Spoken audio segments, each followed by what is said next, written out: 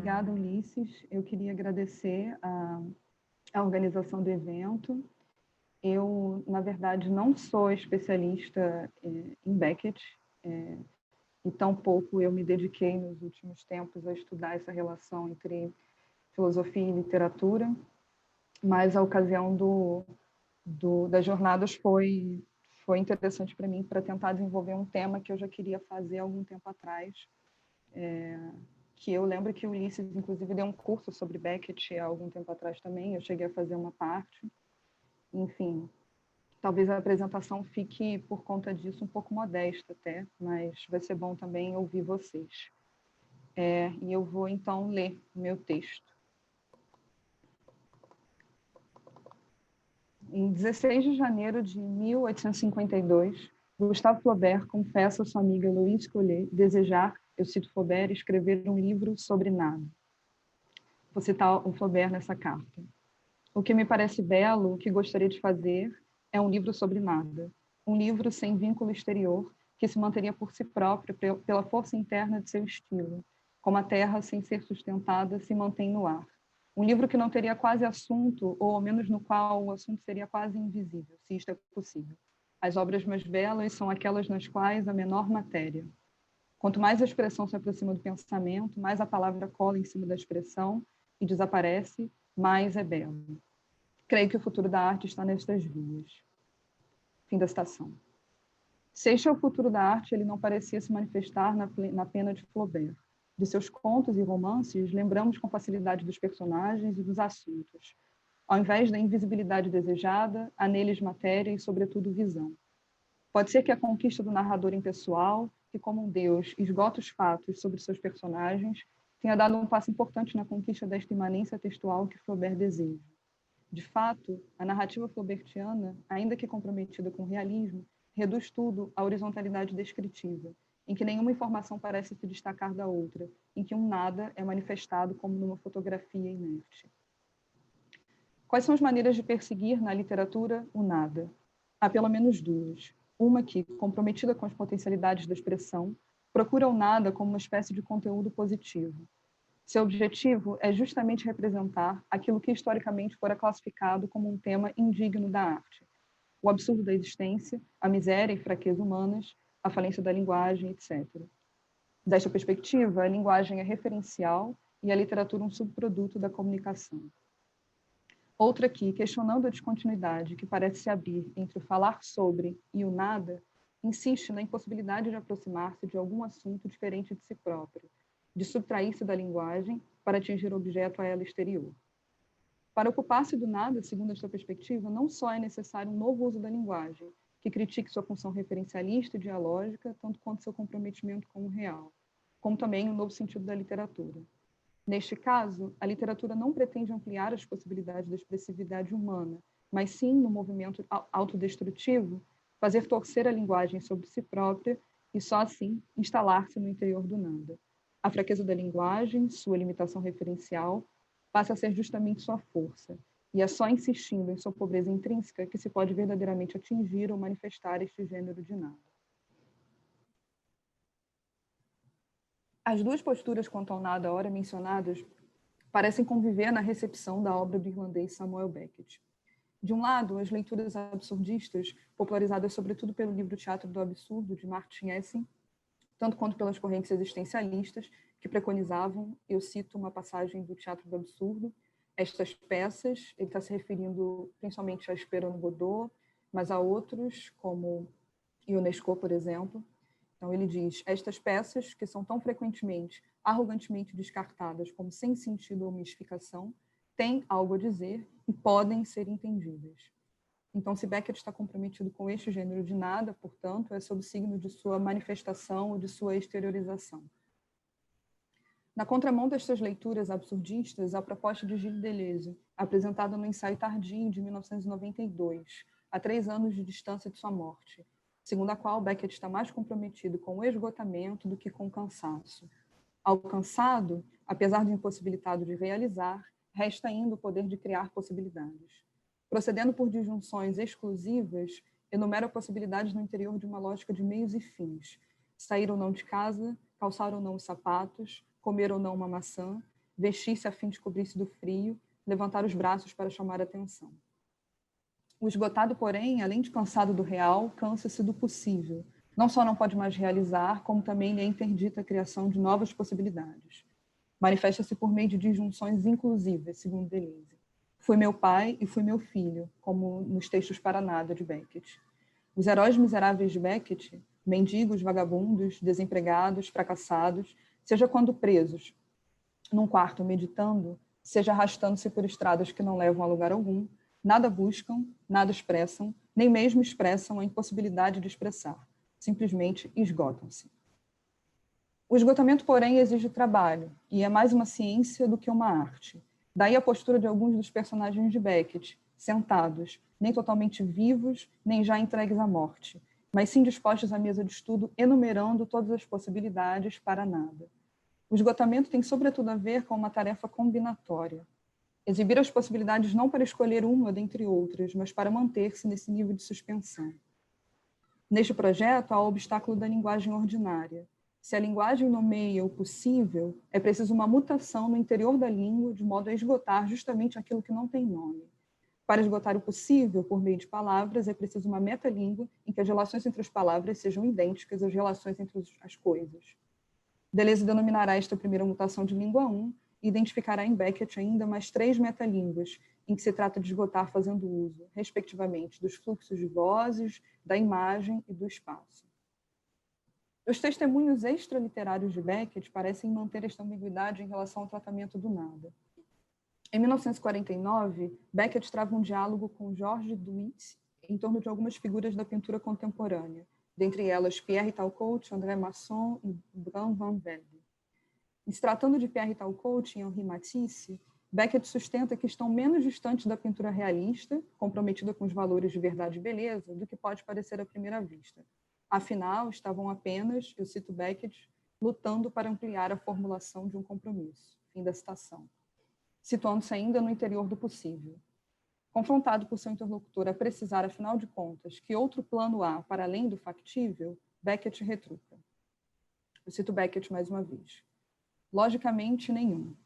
No entanto, estou falando de uma arte que lhe dá as costas, enojada, cansada de suas explorações trocadilhescas, cansada de fingir-se capaz, de ser capaz, de fazer um pouco melhor a velha coisa, de trilhar um pouco além a mesma terrível estrada. Positivamente, esta arte prefere, eu cito Beckett de novo, a expressão de que não há nada a expressar, nada com que expressar, nada a partir do que expressar, nenhuma possibilidade de expressar, nenhum desejo de expressar, aliado à obrigação de expressar. Fim da citação. Esta última sentença é imediatamente desqualificada por seu interlocutor como pessoal e violenta, incapaz, segundo ele, de ajudar a compreender Talcott e os demais pintores que se propuseram discutir. E talvez ele esteja certo. Beckett parece aqui particularmente distante da atividade da interpretação que caracteriza uma certa abordagem da arte e da filosofia. Ainda em 1956, desta vez em entrevista para o New York Times, Beckett procura se afastar da apoteose da palavra joyciana, assim descrevendo as prerrogativas de uma arte e outra. Cito Beckett. Eu lido com a impotência, a ignorância. Não acho que a impotência tenha sido explorada no passado. Parece haver um tipo de axioma estético de que a expressão é realização, deve ser uma realização. Meu modesto terreno de exploração é toda aquela zona do ser que tem sido constantemente negligenciada pelos artistas como algo inutilizável, como algo incompatível com a arte por definição. Nesta citação, parecemos extremamente próximos da vertente existencialista. Trata-se de explorar a impotência para permitir que ela seja representada numa espécie de obra alegórica. Ou será que, como quer Deleuze, que Beckett está tentando falar de fundar uma nova linguagem que opere por disjunções inclusivas, cujo único fim é esgotar-se a si própria e o indivíduo que enumera as possibilidades para nada? Em se tratando de filosofia, Beckett também dá declarações dignas de nota, que tornam ainda mais complicadas não só as associações de sua obra com o projeto existencialista, como com qualquer doutrina filosófica em geral. De um lado, é bem verdade que Beckett se apropriou de determinados autores clássicos da filosofia, sobretudo os do século XVII. Descartes, Malebranche, Leibniz, Heulinx, não sei se é assim que se pronuncia, Berkeley, para citar alguns nomes. De outro, insiste em suas entrevistas em se afastar de modo radical da filosofia. Não sou filósofo e não sou intelectual. São duas suas afirmações mais célebres. Numa entrevista para a Nouvelle Littéraire de 1961, recusa terminantemente a influência dos filósofos contemporâneos. É categórico. Nunca leio os filósofos e nunca entendo o que eles escrevem. O entrevistador insiste. Mesmo assim, muitos acreditam que a compreensão existencialista do ser é uma chave de acesso possível para seus textos. E a resposta de Beckett desloca o problema para o nível da expressão. Ele diz: eu não teria tido nenhuma razão para escrever meus romances se pudesse ter expressado seu assunto em termos filosóficos.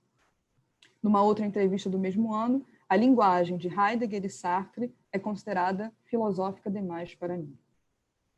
Ainda que estes testemunhos não solucionem por completo o problema da aversão confessa de Beckett pela filosofia, contrastada pelo modo como ela é convocada, aberta ou subrepticiamente em seus textos, eles nos encaminham uma maior precisão da questão. Seja como for, Beckett parece interessado em tratar do nada. E ainda, o que o separa da filosofia é uma diferença de linguagem. É preciso se indagar, portanto, mais do que pelo vago conceito do que seria uma linguagem filosófica em geral, pelo modo como Beckett entendia a linguagem filosófica. E pode ser que, investigando mais profundamente a relação de Beckett com a filosofia, sejamos capazes de entrever, afinal de contas, qual é a sua postura em relação ao nada, tanto quanto o modo como compreendia a relação entre o discurso filosófico e o literário. E a minha aposta é tentar pensar essa relação a partir do modo como ele leu e se apropriou de um filósofo clássico que é René Descartes. Bom, examinar o débito de Beckett para com Descartes é uma tarefa que se confunde com a reconstrução mesmo de sua fortuna crítica mais imediata. Quer dizer, aquela que se situa na Europa e nos Estados Unidos a partir de meados dos anos 60. Edward Moritzer, num artigo de 1976, além de apresentar sua própria visão da questão, reconstitui de modo algo exaustivo as tradições de interpretação francesa e anglo-saxã até o período em questão, um artigo de 76. Para a primeira escola, a obra de Beckett está em franca oposição ao espírito cartesiano, entendido aqui em sua versão mais manualesca. Segundo Olga Bernal, a obra de Beckett é uma tentativa constante de escapar à fatalidade da luz, um ideal inquestionável da epistemologia cartesiana, que preza pela clareza e distinção. Já um outro comentador, Gérard Duroussois, em 1972, seguindo as intuições de Bernal, afirma que todos os textos de Beckett são uma negação constante do cartesianismo. O corpo, aos poucos, dá lugar à fragmentação de determinadas partes, como a cabeça ou a boca. Ao homem é negado o conhecimento de si mesmo e do mundo exterior, e é mesmo questionável se os personagens de Beckett estão em plena posse de seu poder de pensar. Por último, não há um Deus que garanta a objetividade e universalidade do conhecimento. Cumpre a escola anglo-saxã detectar a apropriação mais positiva, insistindo, por exemplo, no modo como Beckett, já desde seu primeiro poema, Horoscope, de 1930, projeta as características de seus personagens que perdurarão até sua obra madura, tais como o uso da primeira pessoa, o percurso autobiográfico, os solilóquios e as discussões abstratas, tanto quanto o ensimesmamento e a debilidade e putrefação do corpo. Não se pode esquecer que o poema, escrito de véspera para participar de um concurso, cujo fundo temático era o tempo, e fruto de um período de juventude de Beckett em que lecionava inglês na École Normale Supérieure e assessorava a produção literária de James Joyce, se estrutura como um conjunto de 98 versos que, em primeira pessoa, narram as peripécias da vida e as manias, como o fato de preferir seus ovos chocados entre 8 e 10 dias, de Descartes. Já Murphy, personagem do romance de 1938, é descrito no próprio romance como um solipsista exausto, um personagem que quase não se comunica com o mundo exterior, e cuja interioridade e exterioridade temos acesso a partir de um narrador onisciente. O capítulo 6 da obra, cujo título é uma referência cômica à proposição 35 da parte 5 da Ética de Spinoza, intitulado O Amor Intelectual com o qual Murphy ama a si próprio, é talvez o momento mais cartesiano de Beckett. Ali, trata-se de definir o espírito de Murphy como, eu cito Beckett, uma grande esfera oca, hermeticamente selada ao universo exterior. Contra a conclusão da sexta meditação, que advogara pela união íntima entre as duas substâncias, Murphy, eu cito o Beckett, sentia-se partido em dois, de um lado o corpo, de outro o espírito. Aparentemente comunicavam-se entre si, Caso contrário, ele não teria descoberto que possuíam alguma coisa em comum. Mas ele tinha a sensação de que seu espírito era estanque em relação ao corpo e não compreendia por que canal a comunicação se dava, nem como as duas experiências transbordavam uma na outra. Estava convencido de que não havia comunicação direta entre as duas. Um ódio ao eu exterior, obrigado a se relacionar com o grande mundo, combinado a um amor ao eu espiritual, que pertence ao pequeno mundo, um local compartilhado com os residentes da instituição psiquiátrica onde passa a trabalhar e na qual sente-se finalmente em casa, é suficiente para verificar o modo como Beckett procura, contra Descartes, fazer com que Murphy habite esta fratura entre mente e corpo. Um outro crítico importante de Beckett, Samuel Mintz, num artigo de 59, sustentava a importância de ler Murphy como um romance cartesiano. A ênfase dualista motivou, inclusive, o crítico Hugh Kenner, em 1961, a propor uma imagem famosa que é de um centauro cartesiano, a fim de descrever as figuras que compõem os textos de Beckett. Molloy, Moran, Watt. O personagem em síntese de Beckett é um homem pilotando uma bicicleta cindido em dois. Que seja somente para recusar as conclusões cartesianas, é notável que Beckett se apropria de modo complexo dos signos que encontrou e produziu em torno do nome de Descartes. A listagem de elementos cartesianos dispersos ao longo da obra de Beckett pode ser ainda complementada. Não são apenas as teses cartesianas que o inspiram.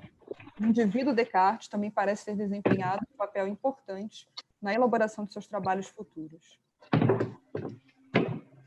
Como se sabe, Beckett leu a biografia de Descartes, escrita por Adrien Beyer, em 1691, na qual compartilhava com o leitor o modo como Descartes encarnava essa espécie de oblomovismo avant la lettre. Seu regime de sono era extenso e gostava de passar boa parte de seus dias deitado na cama. Eu cito o Beyer falando de Descartes. Ele dormia muito, ou ao menos seu despertar não era nunca forçado. Quando se sentia perfeitamente desvencilhado do sono, estudava meditando deitado, e só se levantava meio corpo, por intervalo, para escrever seus pensamentos. É o que fazia frequentemente permanecer 10 e às vezes 12 horas na cama.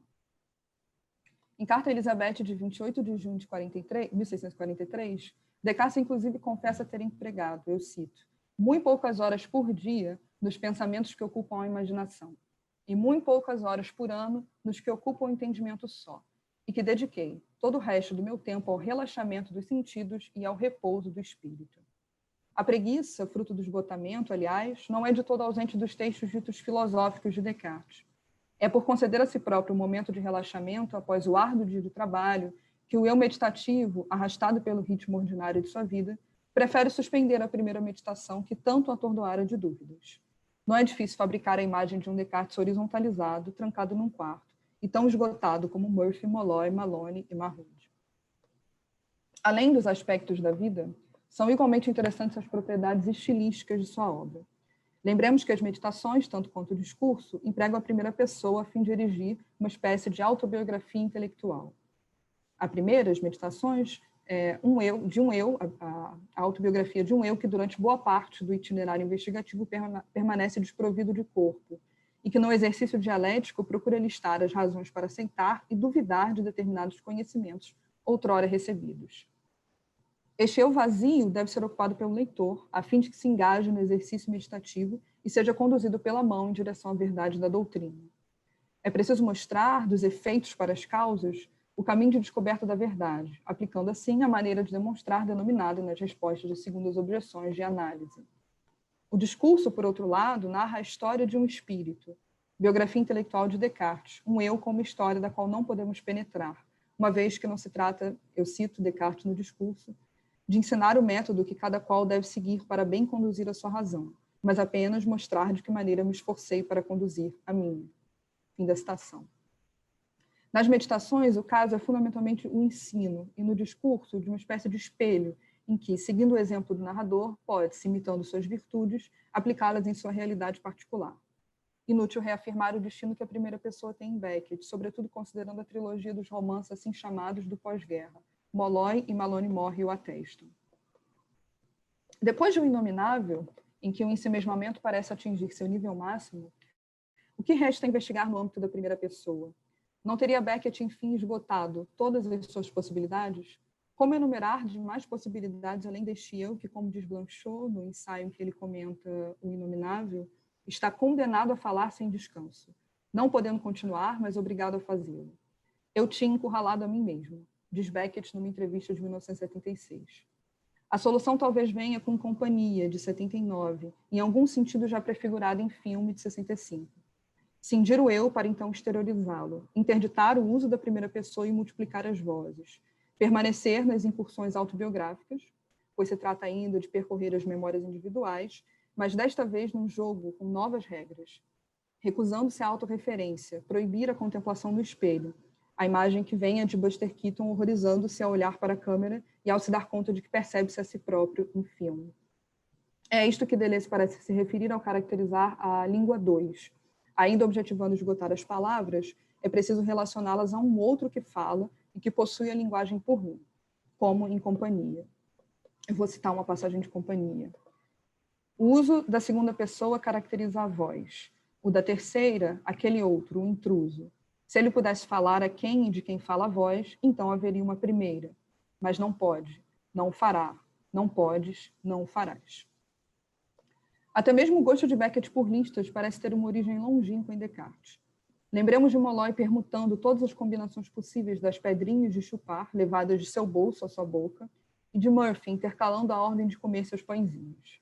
Os movimentos da partida de xadrez entre Murphy e o Sr. Endon são cuidadosamente documentados, tanto quanto as trocas possíveis entre acender o interruptor e levantar o indicador, ensaiadas pelo último.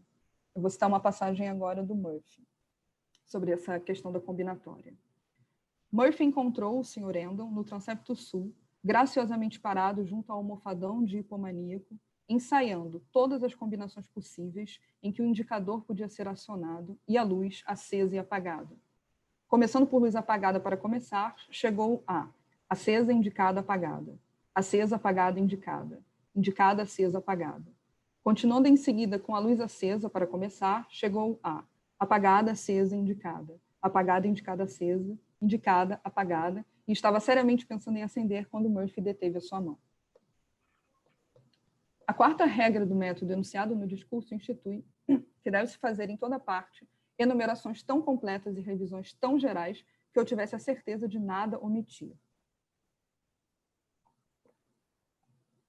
A enumeração é, nas regras, definida como um movimento contínuo do pensamento, que não pode ser interrompido, sob pena de comprometer a intuição das conexões entre as partes. Além de metódica, o que quer dizer que deve proceder por ordem, a enumeração é diligente e cuidadosa. Envolve uma aplicação concentrada do espírito, de tal forma que ele possa se assegurar, sozinho, de que nada omitiu por descuido. Nada omitir. Não é esta a postura do esgotado? Ao contrário de uma indiferença passiva, o esgotado exibe todas as possibilidades, concebe uma lista, apenas para recusá-la, para mostrar que não há nela sentido ou objetivo. Ativa-se, mas por nada. Beckett opera uma apropriação subversiva da regra da enumeração. Como Descartes bem previra nas regras, eu cito Descartes, se fosse preciso percorrer separadamente cada uma das coisas em particular que se relacionam ao objeto proposto, nenhuma vida humana seria suficiente. O esgotamento das possibilidades do objeto via enumeração envolve, na mesma medida, o esgotamento do eu que enumera. Este é, segundo Deleuze, o procedimento beckettiano básico de dissolução do eu, a ciência do inventário. Mais radical do que a simples recusa do eu, o processo de esgotamento das possibilidades é uma ação trabalhosa, que, no caso de Beckett, pode assumir os contornos de uma série exaustiva, do desaparecimento dos fluxos de vozes, da extenuação das possibilidades do espaço, como nos seus trabalhos para televisão, e da dissipação da potência da imagem. É curioso notar que, apesar de admitir a influência de Descartes e dos pós-cartesianos nos escritos de Beckett, Deleuze não tem remetido esta primeira maneira de esgotar, materializada no domínio da língua 1, a uma de suas marcas cartesianas. Começamos a entrever, enfim, algo que chamarei de uso perverso de Descartes, e que talvez seja, afinal de contas, aquilo que coordena de fundo a apropriação de todos os demais emblemas cartesianos que faz Beckett. Trata-se de aceitar os termos do cartesianismo sob a condição de fazê-los errar. Esta postura já se encontra nos exemplos outrora examinados. Descartes pretende ter fornecido uma prova da existência de Deus, do corpo próprio e do mundo exterior. Pretende ter superado o solipsismo e dado fim à sistematicidade do erro introduzida pelo Deus enganador. Pretende ter reabilitado o poder cognitivo dos sentidos, ter fornecido uma prova final contra o argumento do sonho e os demais argumentos céticos da primeira meditação. Pretende ter, talvez não propriamente provado, mas ao menos apontado a existência inquestionável da interação entre as substâncias pensante e extensa. Ainda, a enumeração ou indução tem como propósito último o alcance de uma conclusão. Trata-se de um procedimento de prova, ou, no mínimo, de uma alternativa à intuição na conquista da certeza cognitiva, evitando a fraqueza da memória. O que interessa, porém, a Beckett é o fracasso de Descartes apesar dele mesmo, como se pudesse manter-se indefinidamente no presente eterno da segunda meditação, fazendo seus personagens enumerarem para nada. É bem verdade que Descartes admitiu ter fracassado no tratamento de alguns temas. Para Elizabeth, confessa que não há possibilidade de compatibilização via entendimento puro entre as teses da distinção real e a união das substâncias. Se há alguma compreensão possível, ela se situa no registro da vida e das conversações ordinárias, como experiências mais do que como demonstrações. No artigo 41 dos Princípios, ecoando esta confissão, também diz não ser possível compreender ao mesmo tempo e sem contradição a pré-ordenação divina e a liberdade humana, o que não deve ser suficiente para questionarmos, mais uma vez, a experiência íntima de que somos seres livres. As 3 ou 4 máximas da moral são anunciadas em 1637 como um conjunto de preceitos provisórios, mas que, em se considerando o destino do cartesianismo já por volta de 1649, ano que antecede a morte de Descartes, não receberá jamais uma versão definitiva. A moral parece condenada a ser para sempre provisória, devido às limitações epistêmicas dos assuntos relativos à união da alma com o corpo, que envolvem, além dela, a medicina, a mecânica e a política. Descartes não parece sentir-se autorizado a emitir maiores opiniões sobre a política, ao passo que a sua medicina segue o mesmo itinerário de fracasso de sua moral. Condenado ao porvir, as declarações de cartas do fim de sua vida contrastam vivamente com a euforia dos anos de juventude, em que partilha epistolarmente com alguns de seus interlocutores a certeza de ter encontrado meios para viver por mais de um século. Do ideal de fazer com que nos tornemos senhores e possuidores da natureza, detentores de um conhecimento exaustivo sobre a arquitetura do corpo humano, que nos permitisse conservá-la pela maior quantidade de tempo possível, parece ter restado Descartes apenas alguns conselhos psicossomáticos a Elizabeth e uma morte rápida em virtude da recusa de empregar os cuidados recomendados pela medicina tradicional de sua época. Morreu na Suécia um louco que dizia que poderia viver tanto tempo quanto gostaria. Publica o jornal La Gazette d'Anvers por ocasião da morte de Descartes em fevereiro de 1650. Beckett parece ter se interessado ao menos por um desses temas de fracasso aberto, a saber, a moral. Em Molloy, há uma passagem que parece referir-se obscuramente à metáfora do caminhante na floresta, que surge no contexto da terceira parte do discurso. Para justificar a tese de que o comportamento resoluto é nas ações da vida que não suportam quaisquer delongas o melhor caminho, Descartes propõe uma situação ficcional. Imagine-se um indivíduo perdido numa floresta. Nesta circunstância, é preferível seguir em linha reta e permanecer nesta via, pois, embora assim talvez não se encontre a saída, certamente encontrar-se-á em algum lugar. No fim da primeira parte de Molloy, o personagem encontra-se neste mesmo quadro, extraviado numa floresta, com sua perna cada vez mais inválida. Ele, então, conjectura. Eu cito o Molloy. E por ter ouvido falar, ou mais provavelmente lido em algum lugar, no tempo em que achava que tinha interesse em me instruir, ou me divertir, ou me embrutecer, ou matar o tempo, que acreditando andar sempre em linha reta na floresta, você só faz, na verdade, girar em círculos, fazia o melhor que podia para girar em círculos, esperando ir assim em linha reta. A transgressão cômica do ensinamento moral cartesiano parece revelar algo importante do modo como Beckett procura se apropriar do cartesianismo. Trata-se de aceitar os termos dos problemas ou os dados referentes à vida de Descartes para rir-se deles e fazê-los fracassar. Isso não só no caso da moral, um tema já reconhecidamente inacabado, fragmentado, corrompido, como também na metafísica, domínio no qual ele parecia ter acreditado encontrar fundamentos sólidos. Interessa-lhe não permitir que as hipóteses anunciadas nas meditações não só não encontrem o real, mas que falhem até mesmo no nível do possível.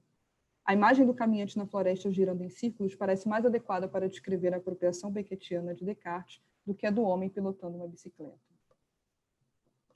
Bom, já vou terminar em breve. A reapropriação irônica do cartesianismo, que caracterizei como perversão, nos instrui sobre o modo como Beckett entendia a própria filosofia. Quando procurava afirmar categoricamente que não era filósofo e que não entendia seus escritos e que não apreciava sua linguagem, talvez estivesse atentando para o fato de que a filosofia, apesar de descomprometida em alguns casos com o real, ainda não fora capaz de abandonar completamente o possível.